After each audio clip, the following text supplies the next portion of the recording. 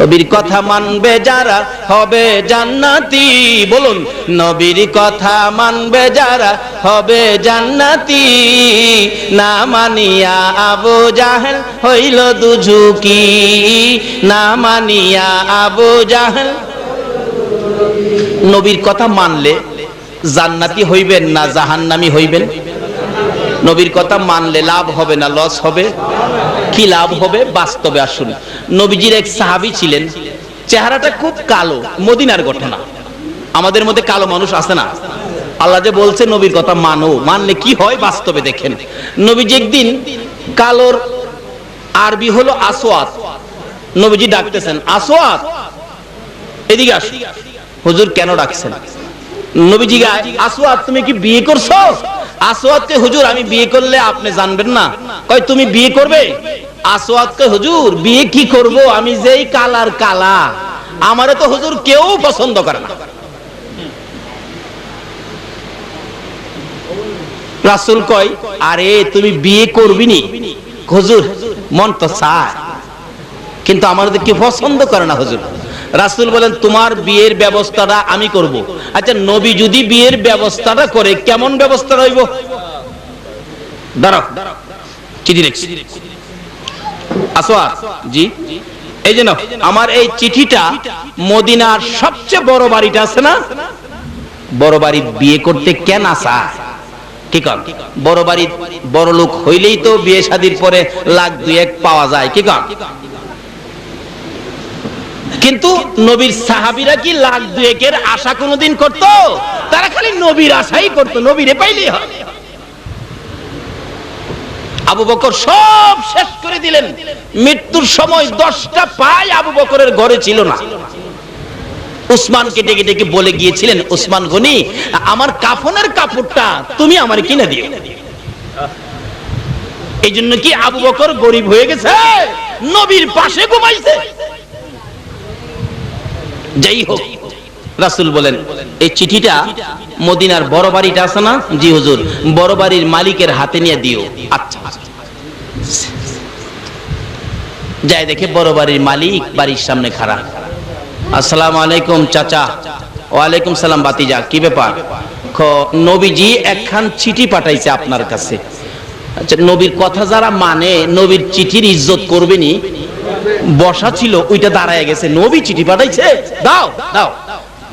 চুমা খাইছে, চোখে লাগাইছে, বুকে লাগাইছে, খুলছে চিঠি, দাঁড়ায়া বসে না, খুইলা দেখে লেখা, তোমার সুন্দরী মেয়েটাকে আমার কালো সাহাবীর কাছে বিয়ে দিয়ে দাও, ইতি রাহমাতাল লিল আলামিন।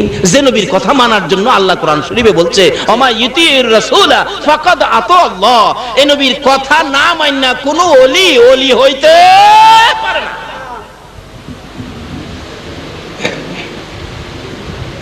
বাড়িওয়ালা বড়লোক মানুষ তো দেখে খুব আফসোস করতেছে, হায় হায় নবীজি পাঠাইছে, কোরআন শরীফে তো বলছে নবীর কথা মানতে, আমার তো নবীর কথা মানতে হবে। কিন্তু কিতাবে আসছে মেয়েটা তার এত সুন্দর ছিল, মদিনাতে এরকম সুন্দরী মেয়ে আর ছিল না। কিতাবে আসছে, যাকে কিতাবে লেখছে হুরে মদিনা, মদিনার হুর কইয়া ডাকতে হয়েছে তার,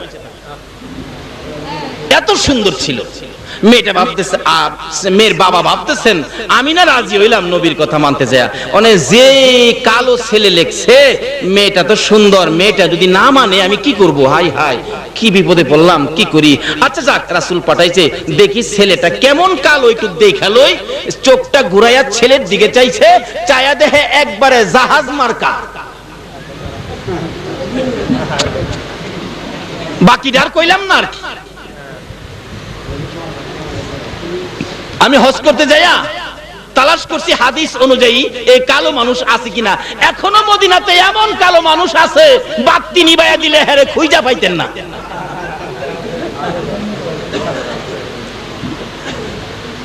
তবে যদি নবীকে ভালোবাসা দেয়, কালোর দামও আছে কিনা কোন তো।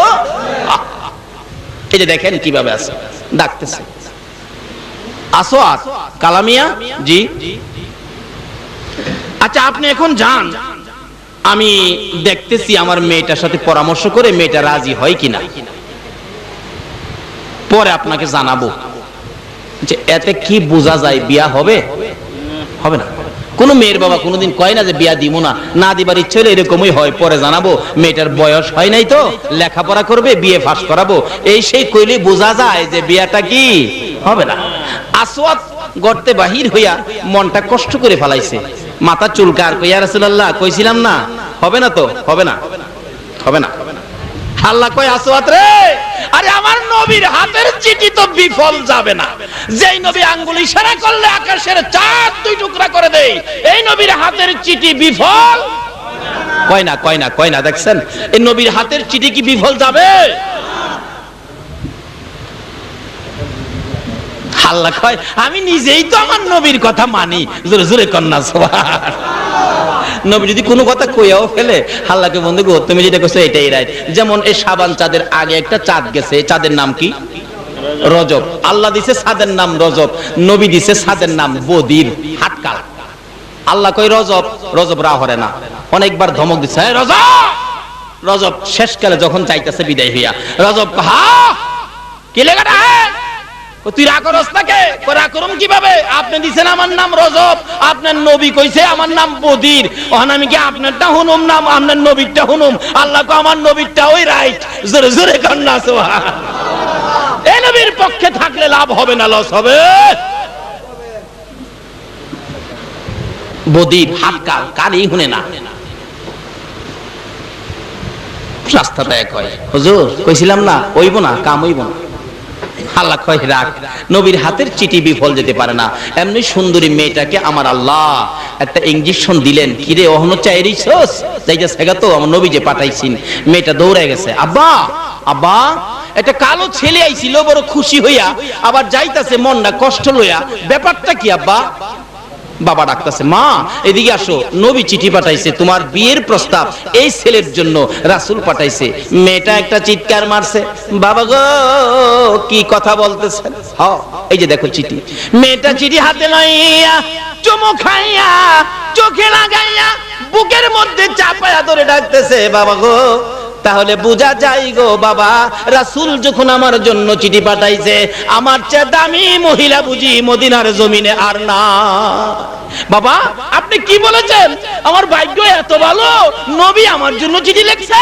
চিঠিটা চুমা খাইতেছে, বুকে লাগাইতেছে। বাবা আপনি কি বলেছেন? আমি বলেছি তুমি তো বড় সুন্দরী মেয়ে, ছেলেটা দেখা যায় খুব কালো, তুমি পছন্দ করো কিনা সেই জন্য সময় রাখছি। মেয়েটা চোখের পানি ছেড়ে ছেড়ে কান্দে, বাবা গো এত নিষ্ঠুর কেমনে হইলা গো বাবা? যেখানে নবী চিঠি লিখছে আমি কালো আর সুন্দর বুঝি না, নবীর কথা মানতে যাইয়া আমি সুন্দরী মেয়ে কালোর কাছে বিয়ে বসতে রাজি হয়ে গেলাম। মেয়েটা কার কথা মানলো? মহিলারাও নবীর কথা মানতো, যুবকেরাও নবীর কথা মানতো। ডাকতেছে, বাবা গো যেতে দিয়েন না, ডেকে নিয়ে আসেন, আমি রাজি হয়ে গেছি বাবা, আমি রাজি হয়ে গেছি। এবার বাড়ির সামনে গিয়া ডাকতেছে ওই মেয়ের বাবা, কালামিয়া আসেন। এ ডাকে কি বোঝা যায় বিয়া হইবে নি? এই বিয়াটার দাওয়াত দিলে যাইবেন আপনারা? যাইবেন? রাজি না জমু? এত বড় লোকের বিয়া, এত বড় বিয়া, নবীর পছন্দের বিয়া, এটা কি আপনারা দাওয়াত দিলে যাইবেন না? কইলেন তো পরে কইলেন আর কি, খুশি হয়ে গেলেন না। আরে যাওন লাগবো না, দেখলাম আর কি আপনারা এর পক্ষে আছেন কিনা। এই আনুষ্ঠানিকভাবে নবীর পছন্দের বিয়াটা যাইতে রাজি আছেন না আপনারা? আল্লাহ কবুল করো, সকলে বলো না আমিন। যাই হোক, বিয়া একখান আমার নবীরও হইব বেহেশতের ভিতরে। ওখানে যদি বিয়াত রাজি না হন, কারণ বাঙালি তো চালাক, নিজের বিয়াত বন্ধু বান্ধব আইছে, বন্ধুর বিয়াত হ্যাঁ যায় না, আসে না এরকম? ও খামাখা 500 টাকা খরচ করবো, 500 টাকাটা ফার্মের মুরুগাইনা সারা বাড়ির মানুষ মিল্লা খাইলামু, তো হ্যাঁ বিয়াত যাইতাম না, আসে না এরকম? এগুলি ঠিক না। বিয়া শাদী যায়েন বন্ধু বান্ধবের বিয়াত। বেহেশতের মধ্যে আমার নবীজির সাথে 3টা মেয়ের বিয়ে হবে, বেহেশতের ভিতরে 3টা মেয়ের সাথে নবীজির বিয়ে হবে। আজকে যারা নবীর পক্ষে আছেন, ওলিদের পক্ষে আছেন, ওই দিন ওই নবীর সাথে আপনারা হবেন যাত্রী। 3টা মেয়ের সাথে নবীর বিয়া, জামাই হবে নবী, আপনারা হবেন যাত্রী, সাথের যাত্রী। তো কোন তো সেদিন সমাদর ইজ্জত এবং খাউন দাউনটা কেমন হইতে পারে? বাবারে কি কমু এদিন খাউন, আলু টালু দিলে তো ফেরেশতারা নাক ফাড়াই লাইবেন। সেদিন আপনারা আলু দিছস কে, কার লগে আইছি টের পাইছস না, ফাড়াই এলাম। বলে হুজুর আমরা নবী কি বেহেশতে জামাই হইব? জামাই হইব। 3টা মেয়ের সাথে বিয়া, জালালাইন শরীফের ঘটনা। প্রথম নম্বরে হবে ফেরাউনের বিবি আসিয়া, দ্বিতীয় নম্বরে হবে ঈসা নবীর মা মরিয়ম, তৃতীয় নম্বরে হবে মুসা নবীর বোন কুলসুম। 3টা মেয়ের সাথে নবীর বিবাহ হবে বেহেশতে। আর আজকে যারা বসে আছেন আপনারা হবেন ওই জামাইয়ের লগের যাত্রী। কোন তো অনুষ্ঠানটা কেমন হইব? আল্লাহু আকবার। এখন বুঝে আসবে না, ওই দিন দেখবেন কেমন যে অনুষ্ঠান হয়। যাই হোক, বলতেছিলাম আমার নবীর পছন্দের বিয়া। আপনারা যদি দাওয়াত পাইতেন, অহন্তর এটা নাই, যদি দাওয়াত পাইতেন যাইতেন তো আপনারা? আল্লাহ এই বিয়া যাইলে যে মর্যাদা দিতা, এই মর্যাদা তুমি আমাদের সকলকে দান করে দাও। সকলে বলুন আমিন। মেয়েটা বলতেছে আব্বা তাড়াতাড়ি ডাক দেন, নবী শুনলে কষ্ট পাবে। এটা মহিলা হইয়া নবীকে কষ্ট দিতে রাজি না। ডাকতেছে আসওয়াদ আসেন আসেন। সামনে আইসা সালাম দিছে, আসসালামু আলাইকুম। ওইটা জামায়ানা সালাম আছেন একটা, দেখছেন না? বিয়ার দিন বিয়ার সাথে শেষ হলে জামাইরে কয় সালাম দেন সালাম দেন। জামাই উঠতেই পারে না, 3জনে টাইনা তুলে, হ্যাঁ যেমন উঠতেই পারে না। আরে 3জনে টাইনা তুলছে, পরে হাত আর একজন আলগি দিছে, সালাম আলাইকুম। দেখছেন না এরকম একটা আড়াইয়াত লম্বা সালাম আছে না? আসওয়াদ সামনে দাঁড়াইয়া সালাম দিলেন, নবীর তরিকা আদায় করলেন, আসসালামু আলাইকুম। এখন জামায়ানা সালাম। শ্বশুর তো কো বাবা আমার মেয়ে তো রাজি হইছে, আপনার বিয়ে হবে তাই নাকি? পাঞ্জাবি টাইনা টাইট ফিট করতেছে, জামাই সাজতেছে, ডাকতেছে, রাজি হইছে বাবু? হ্যাঁ ঠিক আছে। একটা কাজ করো, কি বিয়ে হইতে গেলে তো মহারানার টাকা দিতে হবে। মহারানার টাকা আনছো? যুবকটা কালা সাহাবী বলতেছেন আমার কাছে তো টাকা টুকা নাই, তো মহারণা দিতে হবে না? মেয়েটা ডাকতেছে আব্বু এদিকে আসেন। নবীর আদরের সাহাবী যখন গরিব, হয়তো টাকা পয়সা মনে নাই। আব্বা একটা কাজ করেন, নবী যখন পাঠাইছে মহারণার জন্য তারই ফেরত দিয়েন না। আপনারা ধনী মানুষ, হ্যাঁ ধনী, কি করবে দেখো, আপনারা ধনী মানুষ, কিছু টাকা এই গরিবকে সাহায্য করেন। মেয়ে হইয়া পরামর্শ দেয়, আল্লাহ খুশি হবে, রাসূল খুশি হবে। আচ্ছা আচ্ছা মা ঠিক আছে। কিছু টাকা দিলেন মহারানার জন্য। আবার বলতেছে আসওয়াদ আমি তো ধনী মানুষের মেয়ে, আমার ভালো ভালো কাপড় পরাইতাম, আজকে বিয়ে হইলে একটা নতুন কাপড়ের দরকার, একটা নতুন কাপড় কি তুমি দিতে পারবে? আসওয়াদ পকেটের মাঝে চেক কইরা চাচা এমটি পকেট, খালি 10 পায়ও নাই। দিবেন কিনা কোন? কাপড় টাপড় দিতে পারবো না, দিবেন কিনা কোন? না দিলে আমি যামুগা। মেয়েটাকে আব্বা তার যাইতে দিয়েন না, নবী কষ্ট পাবে, নবী পাঠাইছে, একটা কাপড়ের টাকাও দেন। কেমন মেয়ে দেখেন, বাবারে পরামর্শ দেয়, নবীরে খুশি করবে, দেন একটা কাপড়ের টাকা দেন। কিতাব বলেন একটা কাপড়ের টাকাও দেওয়া হলো আসওয়াদের হাতে। মহারানার টাকা লইয়া, কাপড়ের টাকা লইয়া আসওয়াদ দৌড়ায় যায় মদিনার মার্কেটে। কাপড়ের দোকানে ঢুকলেন, কাপড় কোনটা নিবেন, কোনটা নিবেন দেখেন, কোনটা নিবেন কোনটা না। আমার নবী বলেছে বিবির জন্য কাপড় কিনো, সুন্দর কাপড় কিনো, ভালো কাপড় কিনো, তোমার বিবি যেন খুশি হয়। আসওয়াদ কিনতেছে নবীর কথা মতো, কোনটা নিব কোনটা জানি পছন্দ হয়। এখন তো আমরা কাপড় কিনতে গেলে দোকানদার জিগায় ভাই সাহেব বাবি সাহেবের রং কেমন, আর আমরাও এমন বেককলের বেককল, আমরাও কয়ে দেই তোমার ভাবির রং তো শ্যামলা সুন্দর, আর দোকানদার কোথাইলে চকলেট কালারটা নেঙ্গা। রাসূল বলছে তোমার বিবির কাপড় তুমি পছন্দ করে কিনো, আমরা দোকানদারে গিয়া কই বাবির রং বলে শ্যামলা। দোকানদার পছন্দ করে দেয়, নাউজুবিল্লাহ। নবীর কথা মানবে যারা হবে জান্নাতি, বলুন নবীর কথা মানবে যারা হবে জান্নাতি। না মানিয়া আবু জাহেল হইল দুজুকি, না মানিয়া আবু জাহেল। বলতেছিলাম নবীর কথা মানে সুন্দরী মেয়ে, নবীর কথা মানে কালো ছেলে, দুজন নবীর কথা মানে। বলতেছে সুন্দর কাপড় দাও, আমার বিবি যেন খুশি হয়। দেখেন কোনটা হইলে আপনার বিবি খুশি হবে, কোনটা নিবেন কোনটা না। আসওয়াদ কাপড় দেখতেছে কোনটা পছন্দ হবে। এমন সময় কিতাব বলেন পিছন দিয়ে কে যেন পাগলের মতো দৌড়াইতেছে, এতিমের মতো কাঁদতেছে আর ডাকতেছে মদিনার সাহাবীরা রে, মদিনার যুবকেরা রে, মদিনার দোকানদারেরা রে, খবর পাইছস নি আল্লাহর বন্ধু যুদ্ধের ময়দানে রওনা হয়ে গেছে। সঙ্গে সঙ্গে দোকানদারেরা দোকানদারি বন্ধ করে দিয়েছে। ও দোকানদার ভাইরা, আজকে কারা গো মাহফিলের জন্য সকাল সকাল দোকান বন্ধ করেছো? আজকে কারা ঘুমের বিছানা ফালাইয়া আমার নবীর কথা শোনার জন্য মাহফিলে বসে আছো? লক্ষ্য করে দেখো মদিনার ঘটনা। এবার দোকানদাররা দোকান বন্ধ করে দিয়েছে। কে ডাকতেছে রে? আমার নবী যুদ্ধের ময়দানে রওনা হয়ে গেছে। যুবকেরা দৌড়ায় আসছে, ঘরের মধ্যে যাইয়া যুদ্ধের পোশাক গায়ে দিয়ে তরবারি হাতে নিয়ে ডাকতেছে, মা মা গো মা। দূরে সামনে দাঁড়াইলে মার পায়ে সালাম করে দুইটা চোখের পানি জর্জর করে যুবকের ছেড়ে ছেড়ে ডাকতেছে, মা গো বিদায় দাও গো, দেখা হবে হাসরের ময়দানে। মা ডেকে ডেকে বলেন, বাবারা রে কই যাবি তোরা? মা তুমি কি খবর পাও নাই? আমার নবী বলে যুদ্ধের ময়দানে রওনা হয়ে গেছে। নবী যুদ্ধে যাবে আর আমরা ঘরে বসে থাকবো, সেটা হইতে পারে না। মা বিদায় দাও, কথা দিলাম গো মা, দেখা হবে গো হাসরের ময়দানে। এইভাবে যুবকেরা যুদ্ধের পোশাক গায়ে দিয়ে তরবারি হাতে নিয়ে দৌড়ায় যাইতেছে। দোকানদাররা দোকান বন্ধ করে যাইতেছে। আসওয়াদ ঘর থেকে দৌড়ায় বাহির হয়ে কাঁদতেছে, কে রে? খবর দিলে আমার নবী যুদ্ধের ময়দানে চলে গেছে রে আসওয়াদ। নবী বলে যুদ্ধে চলে গেছে। বল এখন বিয়ের বাজার করবি নাকি যুদ্ধের বাজার করবি রে? আসওয়াতের মনকে প্রশ্ন করলে সঙ্গে সঙ্গে জবাব দিয়ে দিলেন আসওয়াতের মন, না নবী যুদ্ধে যাবে, আমি বিয়ের বাজার করব, এটা হতে পারে না। আসওয়াত সঙ্গে সঙ্গে বিয়ের বাজারের টাকা, মহারানার টাকাগুলো লইয়া একটা তরবারির দোকানের সামনে যায় ডাকতেছে, দোকানদার রে এটা বিয়ের বাজারের টাকা রে, এটা কাপড় কেনার টাকা রে, এটা মহারানার টাকা রে, সবগুলো তোর হাতে দিলাম, জলদি করে একটা তরবারি দে। আবার রাসূল বলে যুদ্ধের ময়দানে রওনা হয়ে গেছে। বিয়ের বাজারের টাকা দিয়ে যুদ্ধের বাজারের টাকা দিয়ে যুদ্ধের সদাই কিনেছেন, কাপড়ের টাকা দিয়ে যুদ্ধের বাজার করেছেন। তরবারিটা হাতে লইয়া হযরতে আসওয়াদ আর বিয়ের কথা মনে নাই গো, পিছে পিছে যায় আর চিল্লায় কাঁদতেছে, ডাকতেছে, ইয়া রাসূলুল্লাহ ইয়া হাবিবাল, বলুন বলুন, ইয়া রাসূলুল্লাহ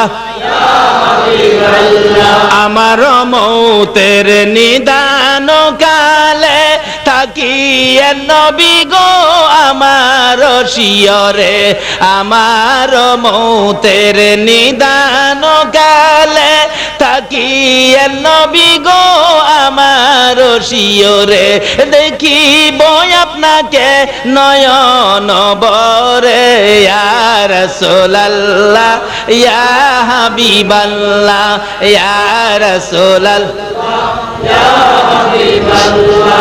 অন্ধকার কবরে যখন দিবে আমারে থাকিয়ে নবী গো আমার শিয়রে, সালাম করিব কদম ধরে, ইয়া রাসূলুল্লাহ ইয়া হাবিবাল্লাহ ইয়া রাসূলুল্লাহ।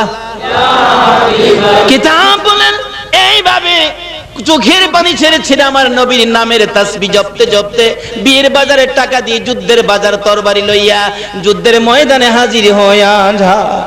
যুদ্ধ করতে করতে আসওয়াদ শহীদ হইয়া যায়। যে যুদ্ধে ৭০ জন সাহাবা শহীদ হয়েছিলেন, আমার নবী নিজেও ব্যথায় ব্যথিত হয়েছিলেন। আমার নবী চোখে পানি লইয়া একটু মাথা আলগি দিয়া দেখে কোন কোন সাহাবী মাথা কাইটা গড়াগড়ি করতেছে, কারো কারো কলিজা বাহির হইয়া থরথর করে কাঁপতেছে। আমার নবী কাঁদেন, সাহাবীরা রে না আমি সহ্য করতে পারি না। ও সাহাবীরা, আমার জন্য যারা জীবন দিয়েছে, আমার ভালোবাসায় যারা জীবন দিয়েছে, তাদেরকে তোমরা দাফন করে দাও। শর্ত হলো গোসল দিস না রে, কাফন পরাইস না। হাসরের জমিন যেদিন কায়েম হবে আমি আমার শর্ত হলো গোসল দিস না রে, কাফন পরাইস না। হাসরের জমিন যেদিন কায়েম হবে আমি আমার আশেক পাগল শহীদদেরকে নিয়ে আল্লাহর আরশের কিনারে দাঁড় করাবো, রক্তগুলি ফোঁটা ফোঁটা পড়তে থাকবে রে সাহাবীরা। এইভাবে নিয়ে আমি দাঁড় করে বলবো, মাবুদ উম্মত, বলো আমার উম্মতের মতোই আর কারো উম্মত এইরকম আছে কিনা? আমি এই খেলাটা খেলবো হাসরের জমিনে। রে সাহাবীরা, গোসল দিস না, কাফন পরাইস না। গোসলের কাজ, কাফনের কাজ বন্ধ করে এবার দাফন শুরু হয়ে গেল। একের পর এক দাফন করতে করতে 69 জনকে দাফন করে আমার নবী বলেন, সাহাবীরা রে, একটু দূরে কালো সাহাবীর মতো দেখা যায়। একজনে বলে, হুজুর গো, দেখেছি আসওয়াদ বিয়ের বাজার করতে আসছিল, আপনি নবীর কথা শুনে বিয়ের বাজার বন্ধ করে দিয়ে যুদ্ধের বাজার করেছে। আমার নবী দুইটা চোখের পানি জর্জর করে ছেড়ে দিয়ে বলেন, আসওয়াদ, এ কি করলি রে? মদিনার হুর নিলি না, জীবন দিয়া দিলি। আমার নবী বলেন, আমার কথা যারা শুনবে, আমার কথা যারা মানবে, দেখো তার পুরস্কার কি হইতে পারে। এবার দৌড়ে গেলেন নবীজি, পাশে যাইয়া দেখে আসওয়াদ নতুন তরবারিটা হাতে চিত হয়ে পড়ে আছে, জিহ্বাটা বাহির হইয়া কপালের মধ্যে লেগে রয়েছে। রাসূল বলেন, আর একটু লক্ষ্য করে দেখি, ডান দিকের কলিজাটা বাহির হইয়া থরথর করে কাঁপতেছে। আবার নবী বলেন, সইতে পারি না, গর্ত করো, কবর করো, কবর করে আসওয়াতের লাশটা তোমরা নিয়ে আসো। দৌড়াদৌড়ি করে আসওয়াতের লাশ কবরের পাশে আনার আগে আমার নবী কবরের পাশে দাঁড়াইয়া মুস্কি মুস্কি হাসতেছেন। সাহাবীরা বলেন, ইয়া রাসূলুল্লাহ, আসওয়াতের কবরের পাশে হাসেন কেন জানতে চায়। আমার নবী বলেন, সাহাবীরা রে, আমি যা দেখি তোমরা তা দেখো না, আমি যা জানি রে তোমরা তা জানো না। রে সাহাবীরা, আমার আসওয়াদ মদিনার হুর বিয়ে করলো না, মদিনার হুর বালাইয়া রে যুদ্ধের বাজার করে জীবন দিয়ে কবরে রওনা হলো। আমি দেখি আমার আল্লাহ আমার আসওয়াদের প্রতি খুশি হইয়া রে সাহাবীরা আসওয়াদের কবরে মদিনার হুরের পরিবর্তে রে সাহাবীরা আসওয়াদের কবরে জান্নাতের হুর পাঠাইয়া দিছে। আল্লাহু আকবার। ইয়া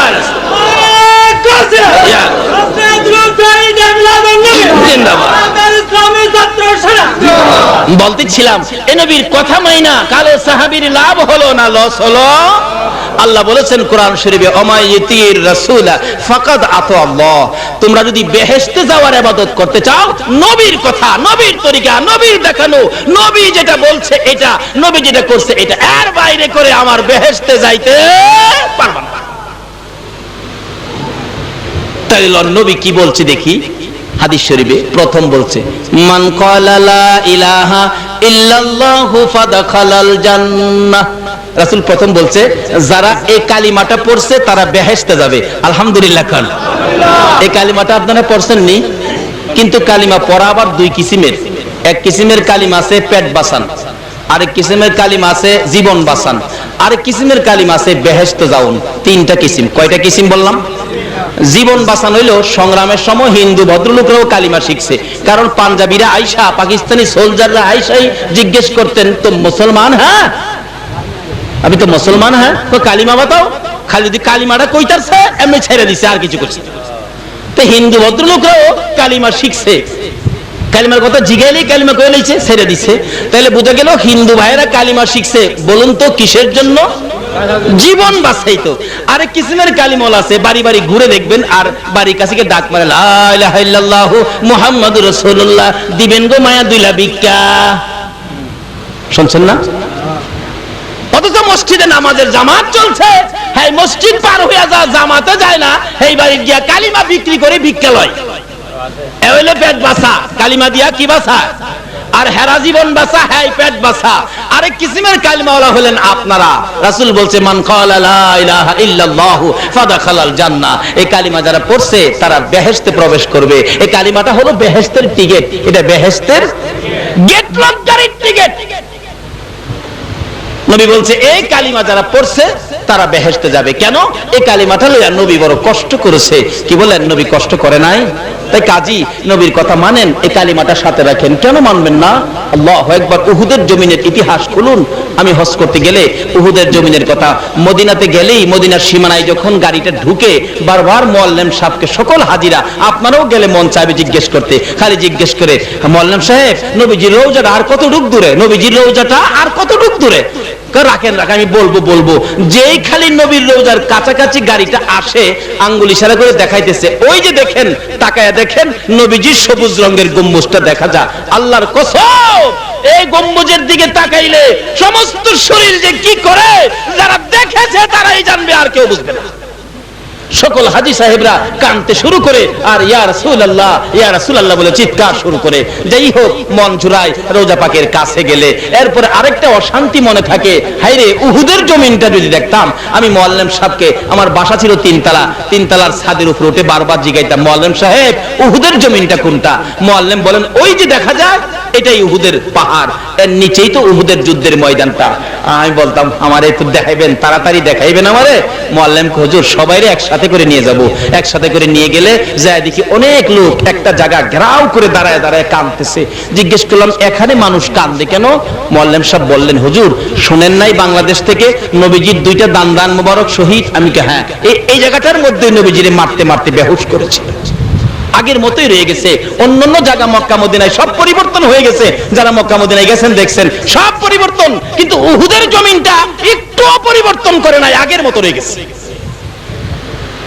চারদিক ঘেরাও করে আছে। হাজী সাহেবরা কেউ কেউ চোখের পানি মুছে, কেউ কেউ হাউ মাউ করে কান্দে। জিজ্ঞেস করলাম, কেন কান্দেন? বাঙালিরা কেন কান্দো জানতে চাই। হাজী সাহেবরা জবাব দেন, হুজুর জীবনে খালি শুনেছি নবীর দান মোবারক শহীদ, দেখি নাই এই জায়গাটার মধ্যে নবীর দুইটা দান মোবারক ঘুমিয়েছে। অন্তরের কান লাগাইয়া বসে গেলাম, কিছুক্ষণ চুপ করে বসে থাকার পরে শুনি আমার কানে যেন আওয়াজ আসতেছে, আমার নবী এখনো দাঁত ভাঙ্গা ব্যথা লইয়া রে, উম্মতের মায়ায় নবী কান্দে। এইভাবে আমার নবীর দুইটা দান মোবারক শহীদ করার পরেও আমার নবীকে মারতে মারতে এই জায়গাটার মধ্যে বেহুশ করে ফেলে দিয়েছিলেন। মাথার লোহার টুপি ভেঙ্গে টুকরা করে দুইটা এরকম লম্বা লম্বা টুকরা মাথার দুই পাশে দিয়ে ভিতরে ঢুকাইয়া মস্তক মোবারকে লাগাইয়া দিয়েছিল। নবীজি বেহুশ হয়ে জমিনে পড়ে গেলে আরো মারতেছে, নবীজিকে জীবনের শেষ বিদায় করে দিবে। কেউ ছিল না পাশে। হযরতে জিবরাইল এইভাবে দুইটা হাত বাড়াইয়া আমার নবীরে কুলে উঠাইয়া টান দিয়ে সরাইয়া নিয়ে আসছে, আর যেন মারতে না পারে।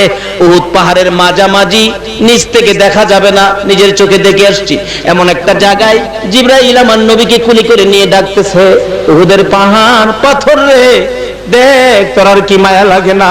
যেই নবী না হইলে তোরা হইতে না, আমি হইতাম না, কুল কায়নাতের কিছু হতো না। এই নবীকে মারতে মারতে দেখ কি করেছে, বেহুশ করেছে, একটু বিছানার ব্যবস্থা করে দে, আল্লাহর বন্ধুকে শোয়াইয়া রাখি। জিবরাইল বলেন, এইভাবে ডাক দেওয়ার সঙ্গে সঙ্গে দেখি লম্বা একটা পাথর ফাইটা তোলার মতো নরম বিছানা হইয়া যায়। পাথরের বিছানার মধ্যে আমার নবীকে শোয়াইয়া জিবরাইল মাথার পাশে বসে বসে প্রশ্ন করতেছেন, ইয়া রাসূলুল্লাহ দাঁত ভাঙ্গা ব্যথা কেমন লাগে আমি জিবরাইলের কাছে বলুন না। হুজুর মাথা ভাঙ্গা ব্যথা কেমন লাগে আমার কাছে বলুন না। আমার নবী জ্ঞান ফিরে গেছে, জিবরাইলের দিকে এতিমের মতো তাকিয়ে আছে, চোখের পানিগুলি জর্জর করে পড়তেছে, ছোট্ট ছোট্ট সুরে ডাকতেছে, জিবরাইল দাঁত ভাঙ্গা ব্যথা কেমন লাগে জিগাইলি, মাথা ভাঙ্গা ব্যথা কেমন লাগে জিগাইলি, আমার উম্মতের ব্যথা কেমন লাগে জিগাইলি না। জিবরাইল রে, দাঁত ভাঙ্গা ব্যথার চাইতে মাথা ভাঙ্গা ব্যথার চাইতে রে আমার গুনাহগার উম্মতের ব্যথা বেশি। যেই নবী নিজের ব্যথা গোপন করে উম্মতের ব্যথা প্রকাশ করে গো, বলুন এই নবীর কথা মানলে লাভ হবে না লস হবে?